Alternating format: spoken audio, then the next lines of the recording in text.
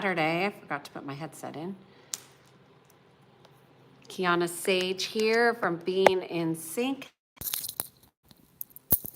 Kiannaa from Being in Sync here. Video series 366. Getting situated. I have my coffee. Going to have a little chat today about a topic I was not planning to write or even discuss about until I got Peter's email request or comments about how to distance yourself from people of evil. So let me just say that this is part 2. Yesterday was part 1. So if you didn't see damaged or distancing yourself from people who are evil, go watch that video. That's part 1. This is going to be part 2. Let me start by saying I'm Kiannaa Sadge, and I am not a therapist or a psychologist or a psychiatrist or a doctor. I am an energy psychology pattern expert.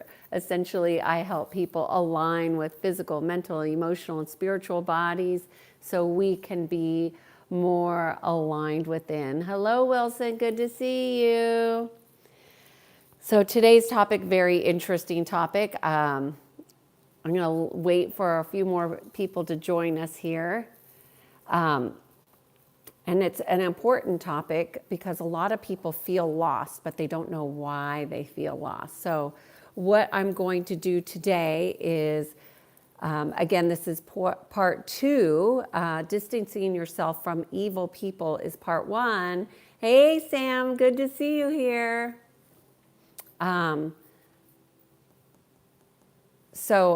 Yesterday was a rich discussion. I'm going to try to answer the questions because I don't have a moderator as far as I know today. I'm going to keep all of the questions around the topic. That came in as a request. I think it would be helpful. And then maybe once a week, I'll do an ask Kiannaa anything kind of a stream. I live in California. Everybody asks me where I live. Why is that important? Why is that important to people? Curious, I guess? Okay. What is my live about today? We're talking about soullessness, lost souls, and damaged souls. So I'm going to go ahead and begin. So I really 1, 2, 3, 4, 5. I try to keep these lives succinct and put all the content up front from those of you who are watching the replay. Thank you. I appreciate you. And so I want to talk about this topic because it really relates to the topic that we talked about yesterday, which is about how to distance yourself from evil people. And, you know, when I gave 5 aspects about distancing yourself, I said soul killing people, but they're really evil. And you know, I don't like to look at people in that way, and that's not how I normally look at people. But there's a lot of people out there that are lost. So I wanted to talk about lost, feeling lost, lost souls, soullessness, and damaged souls. And like what happens when you're in the environment of people who are lost. And the first thing that's going to happen is because everything is a resonance, right? So you are going to be around people that are going to cause you to feel confused. So if you're somebody who's very analytical and you like to know what's going on, all of a sudden you might be feel like you were whammied. When you're around people who are really damaged and or soulless or lost, because they have in their field, and this is number 2, they have currents of what's called miasma and loosh, and that basically will whack your field. But not only that, once you get disoriented, you become vulnerable. So it's important to really have a sense of a knowing of your energy fields. And that's why I do this video series, is so people can get more aligned to the natural laws, more aligned to what serves humanity. And you can't do that if you're in disconnection and if you're confused. So the other thing that will attract soullessness or lost souls or damaged souls in your field, or if you feel lost, because I do have clients that come to me feeling lost. I think it was maybe a year ago that this client came to me, and they were told they were going to die. They got rid of everything that they owned because the doctor said you're going to die. So they sold everything, and now they're alive. They're like trying to figure out their life, because they're alive and they're thriving and they're living strongly, and they're confused. So these energies impact how you operate every single day. So the other thing that will happen is that the people who are soulless or really damaged souls, they will have a focus of trauma, and they will tell stories from a place of trauma. They will repeat patterns that create trauma repeatedly. And then they have what's called inverted architectures, which run energy in reverse, which thinks, how is that possible, Kiannaa? Trust me, it's possible, and it's happening. It's called descending. People are on descending cycles. So when people are on a descending cycle, they will create a lot of drama, a lot of loosh. And these are patterns, and they're currents that happen repeatedly because people are not fully connected. So that goes to number 4, is there's going to be a disconnection within the heart space. People are not connected to their heart, so therefore they're not able to connect fully to their soul. They can't call back all their soul fragments because they don't even know that they have a soul. I mean, there are literally people walking this earth and on this planet and living next door to you that do not know they have a soul, do not understand their soul journey, and they're very confused. And so they focus completely on the material, this physical world, and they miss that we're multi-dimensional beings, that we have access to different parts of who we are through the physical, mental, emotional, and spiritual body. Most people will admit that they have an emotional body, but they don't understand that that's part of the non-physical. That's part of their multi-dimensional aspects, because they're so consumed with like their hair or their clothes or their purses or, those types of things. So then the other thing that is happening with people who are feeling lost, and this is often, midlife crisis. It's kind of a cliche way to say it, but people who are lost or in a midlife crisis, they often are missing codes that link them into life force. And this opens people up to dead energies. And dead energies essentially block life force and block how you flow in life. And they will block how you express, how you feel in your health and well-being. And, it's really detrimental. So the key is not to identify so much if you are lost, although you should know if you're lost, but also just be able to have awareness that this is an existence, and also have an awareness of how are you in connection with your soul, because you can't fix the soullessness in others. You can't fix the damage in others, but you can be aware of it. And you can operate differently, knowing how these people are triggered and how they may trigger you, because they will trigger you into dramas that you maybe don't want to dive into. So it can be quite confusing confusing and disorienting. That's the word I was looking for. To be exposed to soullessness and damaged souls, because they're not able to really take full responsibility like you would normally.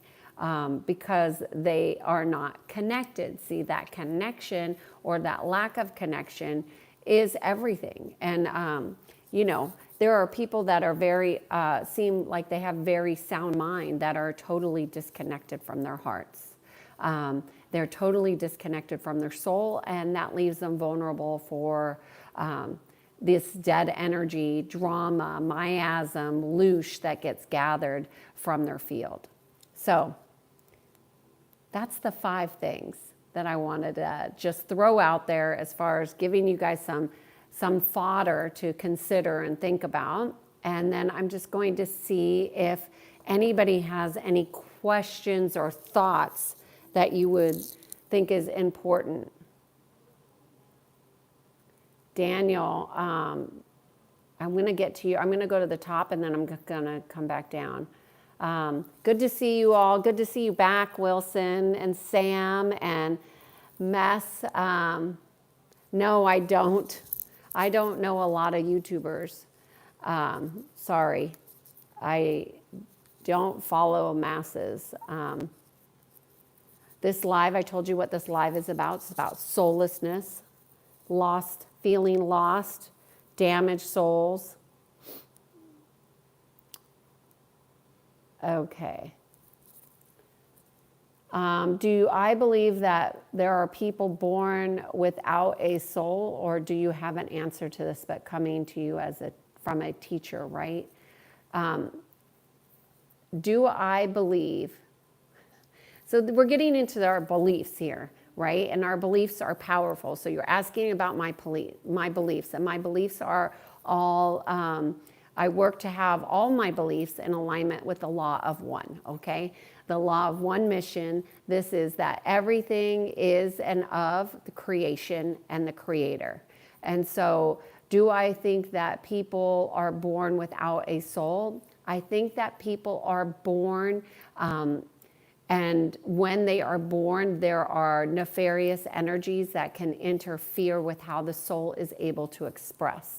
And so oftentimes we come in and we have fragments of a soul, and it's our job to wake up, literally wake up and go call back all your rightful aspects to you. And I think a lack of awareness, knowing that we're not whole and complete, totally and completely as we like to think we are. That doesn't mean we're not whole and complete. It's just that it's different. There are different perspectives of the whole and complete.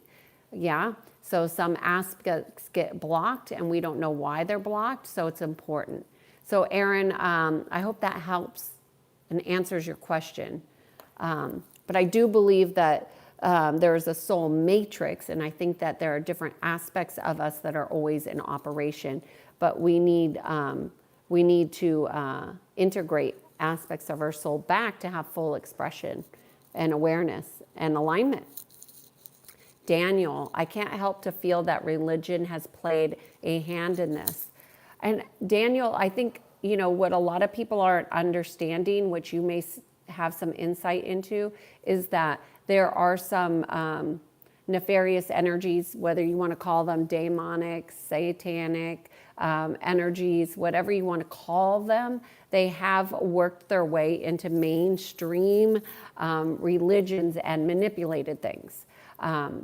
So yeah, there is a bit of that. And some of the soullessness is at the head of some of those religions. So, you know, I will say this, and I've said this before on other live streams, that when I went to Italy and I actually got to be a part of a ceremony when the Pope came into the, St. Peter's Church, you know, it was fascinating. But if anything told me not to align with that, it was that experience. I mean, it was not that when the Pope came in, you were excited. You could feel the energy, but it wasn't an energy that felt good.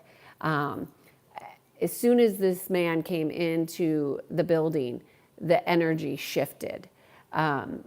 So, you know, for me, it was, I'm glad I got to see it. and experience it because it's part of my experience, right? But I do not, it didn't make me want to go to church, that is for sure. So, you know, I don't like a lot of dogma in how I learn. I don't like it to be riddled with hierarchies and rules and regulations that if you don't do this, this is going to happen. That's just doesn't feel good to me, and it never has. Even though I like rules and I like structure, I also like to permeate them and to find my own way and to be in total connection with Creator and my own path. And you know, I've never been one who did well with following directions. I color outside the lines, I guess, is a good way to describe what I would do. A little bit of a rebel, I guess some people would say, but more of a quiet rebel. You know, I didn't like to disturb anybody else. That was never my process, but I definitely didn't want people getting into my business. And I feel like that a lot of these church situations can be quite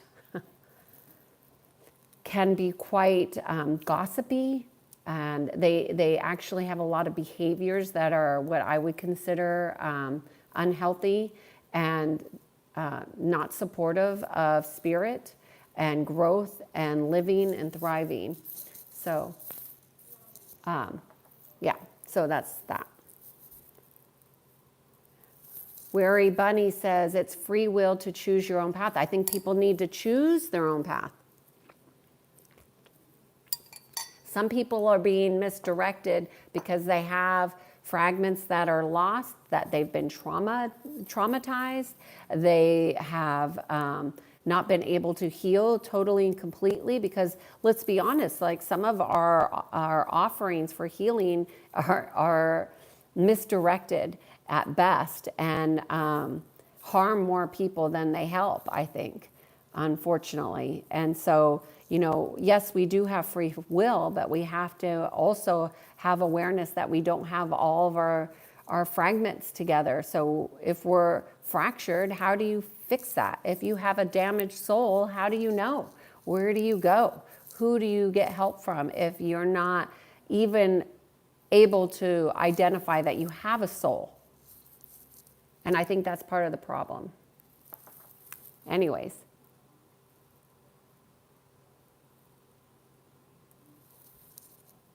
I'm a sheep. I enjoy being led. Does that make me less? No. If that's what you prefer, and you're consciously choosing that, I think, you know, we all have a purpose. And that doesn't mean that everybody's purpose is to lead the pack or to be a trailblazer. You know, every leader needs a follower. We all have our roles. So, no.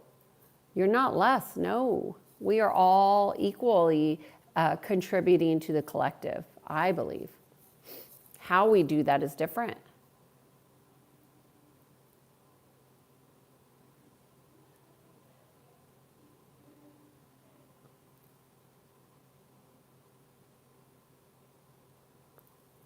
Hello, hello.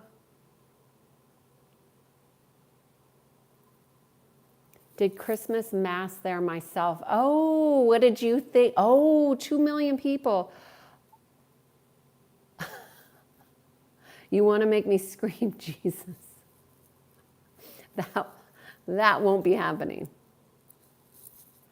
Hey, Salvo, good to see you here. HOA is a dogma. I don't know what that is.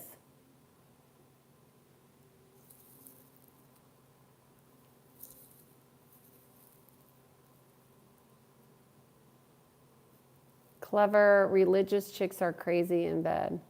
Oh.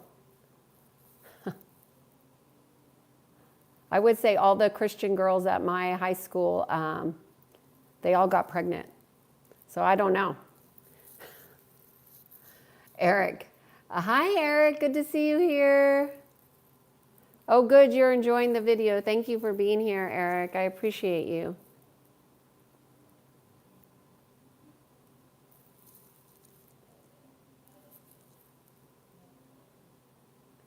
Truth is the way it is. Either we align ourselves to the truth or life will teach us a different way. Yes, Ali, I agree. The truth. Oh, I heard something this morning about the truth. Oh,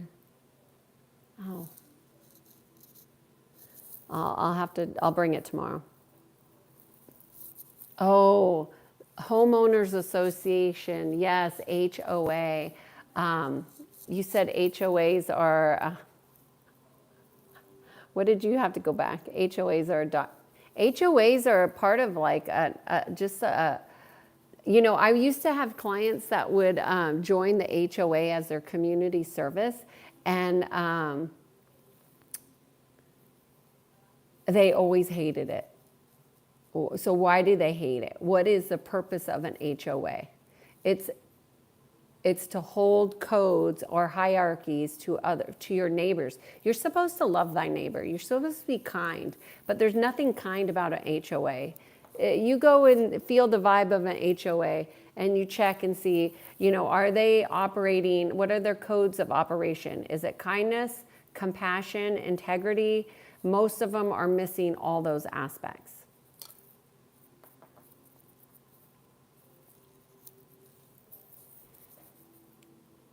My favorite color is Kiannaa. I didn't know Kiannaa was a color. Hey, Walter B., good to see you. Having my coffee late today.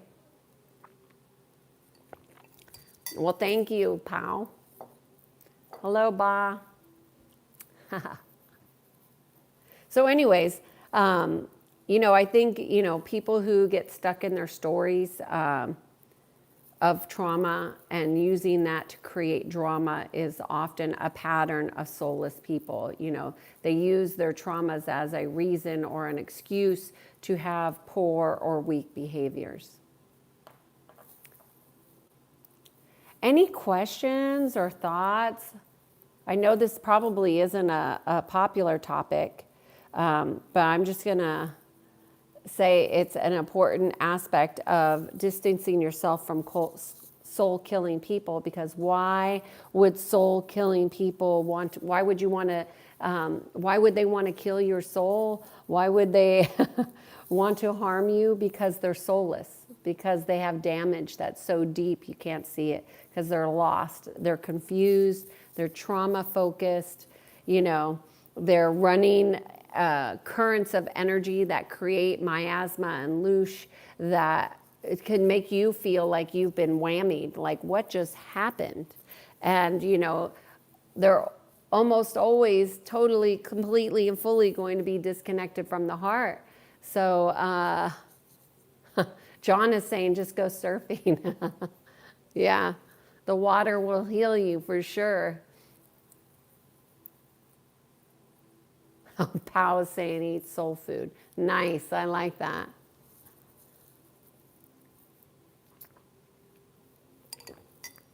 Any questions or thoughts or trauma drama, Walter? That is, I mean, I'm laughing at that, but it's true, right? So, you know, because when you're traumatized and you don't know it, and I will attest, I lived it. You know, I was fine with drama. I enjoyed it. I used to like listening to it. I created it. I had it. I mean, my life was, you know, I was a high functioning, trauma damaged person, and I didn't even know it. You know, what do they call that? High functioning. At least I thought it was high functioning, right? But my lifestyle was such that, you know, it didn't allow for certain things.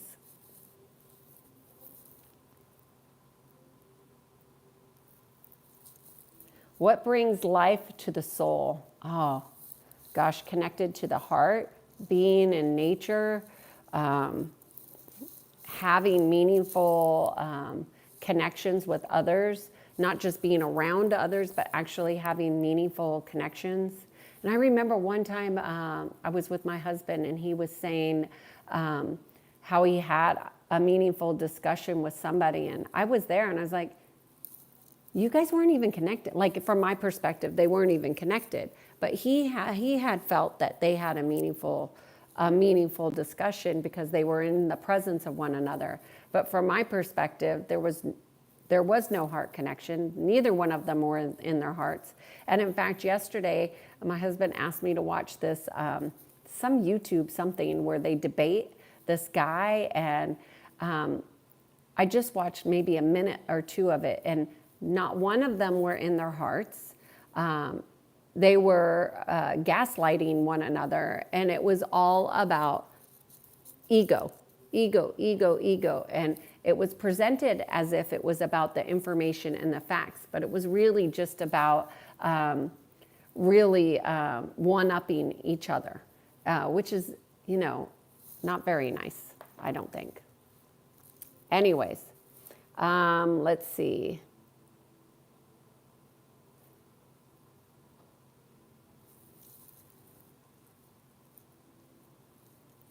Sunshine, do I believe everything is created by God? I think everything is a part of creation and creator energy. Yes. Do I think that God created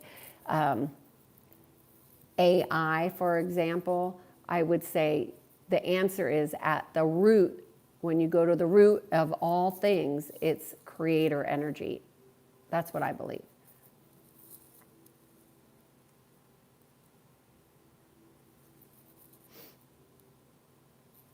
Isaac, this is not a singles talk. Unless you want to talk about how you could bring kindness to the dating experience, and I'm open to talking about that. Okay, y'all. It doesn't seem like anybody really wants to talk about this topic, which I understand. So I'm going to go ahead and cut this video short. Isaac, yes, you could. Good for you. So you have an idea? Let's see what your idea is.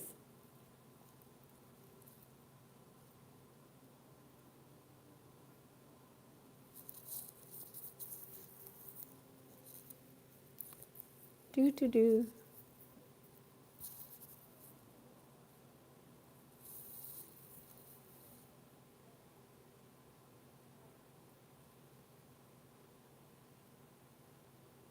Hello.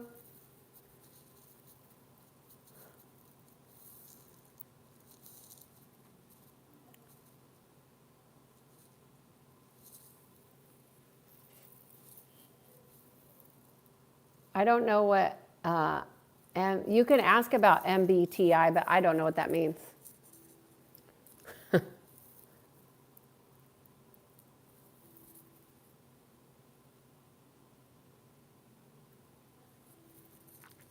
All right.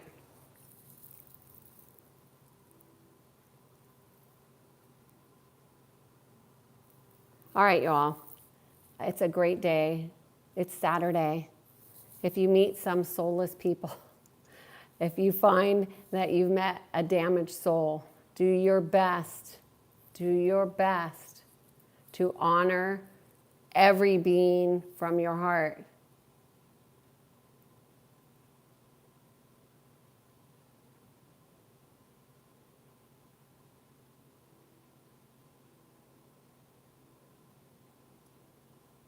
Oh, Myers-Briggs.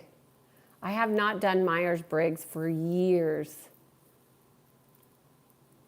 I can't remember what my Myers-Briggs is. INF.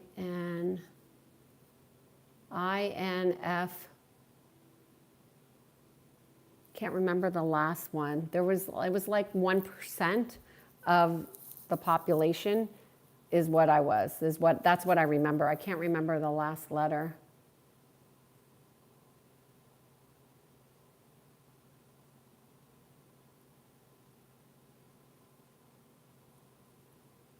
I don't know if I'm a J or not, but I might. Is INFJ the 1% or like 3%, something like that? I'm definitely an I. I'm an introvert. Oh, law school. Lots of unlearning to do with law school. Okay, let me see. I'm not sure if I should give you my new dating idea method because it's $1 million idea. Hey, if you've got it and you feel like you shouldn't share it, then you shouldn't share it. But I wish you the best of luck with that. Salvo, what do you think about people that think they are more intelligent than everyone else? I have friends like that, Salvo. I don't think anything other than they're not easy to talk to. That doesn't mean that they don't have a good heart. I would say, I'm going to use my people that need to be validated will often want to be the most intelligent person in the room. So I have no problem validating people or complimenting people or saying, in fact, when I go out, I make it a point to be encouraging and supportive of people, even though that they're not encouraging, supportive of me. I don't use it as a tick for tack. I just try to accept people exactly as they are. I do my very best to do that. And I do my very best to not be in judgment of them, although I have my days, my moments where I slip and I'm like, what the hell is going on here? You know, we all have those moments. And the moment I become aware of it, I do my best to bring myself right back into the presence and just to be accepting and loving and compassionate and kind and also in integrity with myself and to be pure in my heart and not judge them. So when people think that they are more intelligent than others, you know, we all have different kinds of intelligences. So that doesn't mean that I can't learn from them. And since I value learning, like in my top 5 values, learning and growing and expansion is in my top 5. I look to see what I can learn or discern from them that will help me stay in alignment. So that's what I do, Salvo. I don't know if that answers your question, but that's what I think about people like that. I don't try to, you know, there's lots of people out there that just want to be seen and heard. And, you know, I'm okay with seeing people for who they are. Yeah? Hopefully that helps.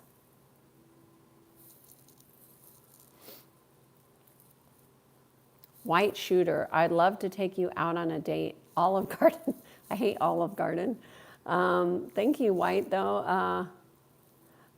Yeah, that would never happen. That's probably why you're on YouTube making these ridiculous comments. Unbelievable. INFT.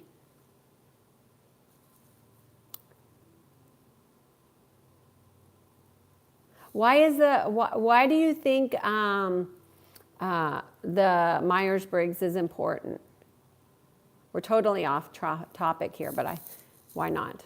It's just us. It's a small group today. Zach, why is it important?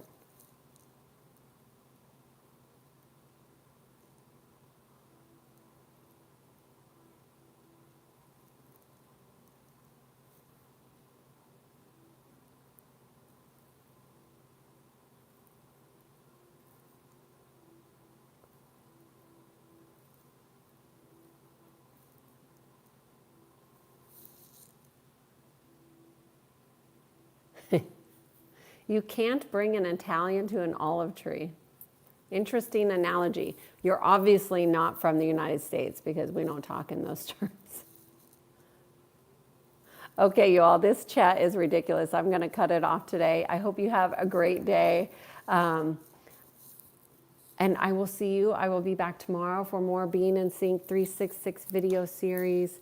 This is a series where I talk all things about how to practice and align yourself to the natural laws every single day by being in alignment with your heart, mind, body, soul, physical, mental, emotional, and spiritual bodies, bringing them greater alignment and attunement. I am Kiannaa Sadge, and I guide people to peace. I'm just seeing your text here real quick, Zach.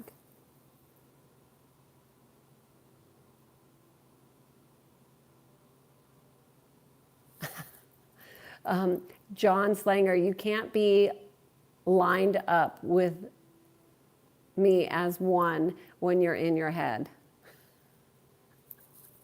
All right, you guys, you have a great day. I will see you tomorrow for more Being in Sync 366 video series. Cheers.